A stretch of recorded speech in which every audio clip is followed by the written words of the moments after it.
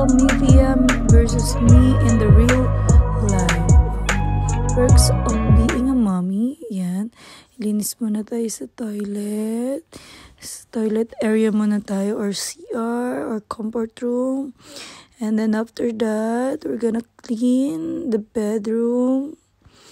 Look. And after that, we're gonna clean the cell area. And then, yan, punas-punas din sa TV, sa bandang TV. And after that, dito tayo sa may kusina na, which is very, yan yung pinakamadumi or messy.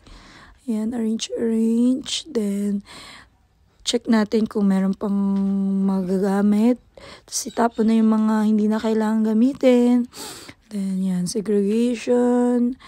And after that, magtutupi naman tayo sa mga tuyong labahan.